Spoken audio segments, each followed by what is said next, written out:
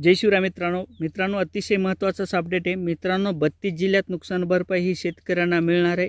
हेक्टरी अनुदान किती असणार आहे, 32 जिल्हे कोणते आहेत, शेतकऱ्यांच्या खात्यावर हे पैसे कशा प्रकारे जमा होणार आहे संदर्भात सविस्तर अशी माहिती घेऊया।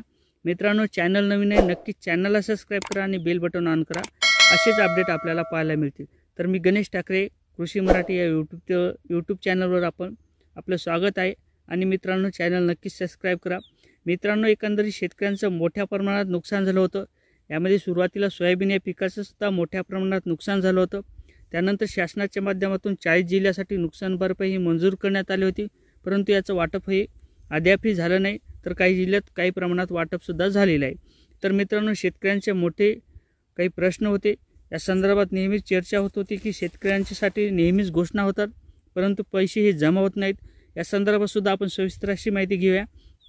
तर मित्रांनो, सोयाबीन, त्यानंतर कापूस, फळबाग, हरभरा, ज्वारी अशा पिकाचं मोठ्या प्रमाणात नुकसान झालेले, रब्बीचा असेल, खरीपचा असेल, यातून शेतकरी मोठ्या प्रमाणात नुकसान झालं।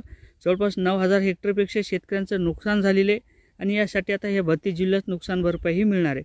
मित्रांनो, अकोला जिल्ह्यात नुकसान भरपाईची रक्कम ही सोयाबीनची वाटप करण्यात आलेली आहे। या शेतकऱ्यांच्या केवायसी करण्यात आल्या होत्या आणि या शेतकऱ्यांच्या खात्यावर पैसे जमा झालेले। त्यानंतर अमरावती जिल्ह्यात सुद्धा वाटप होणार आहे। अहमदनगर जिल्हासुद्धा पात्र करण्यात आलेले आहे। धाराशिव जिल्हासुद्धा नुकसान भरपाईसाठी पात्र आहे। छत्रपती संभाजीनगर, कोल्हापूर, गडचिरोली, गोंदिया, चंद्रपूर, जळगाव, जालना, धुळे, ठाणे, नंदुरबार, नांदेड, नागपूर, नाशिक, त्यानंतर परभणी आहे मित्रांनो, पालघर, पुणे, बीड, बुलढाणा, भंडारा, यवतमाळ, त्यानंतर रत्नागिरी, लातूर, वर्धा आणि वाशिम या जिल्ह्यातसुद्धा नुकसान भरपाई ही मिळणार आहे। सांगली आहे मित्रांनो, सातारा, सिंधुदुर्ग, सोलापूर आणि हिंगोलीचं सुद्धा मोठ्या प्रमाणात रब्बीत परत नुकसान झालं होतं। या शेतकऱ्यांना सुद्धा नुकसान भरपाईची रक्कम ही मिळणार आहे। त्यासाठी आपल्याला तलाठी यांच्या माध्यमातून एक विशिष्ट ID मिळणार आहे।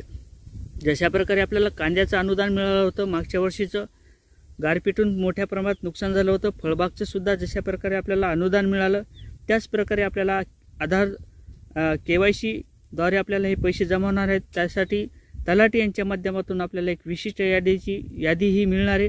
विशिष्ट यादी आपल्याला नंबर घेऊन आपल्याला माई सेवा केंद्र या ठिकाणी जाऊन आपली KYC करायची आहे। जशा प्रकारे आता नांदेड जिल्ह्यात सुद्धा KYCची प्रक्रिया ही सुरू झालेली आहे। अकोल्याचं वाटप करण्यात आलेले आहे, तर बीडचं सुद्धा वाटप करण्यात आलेलं आहे। तशाच प्रकारे इतर जिल्ह्यात सुद्धा आपल्याला नुकसान भरपाईची रक्कम ही मिळणार आहे।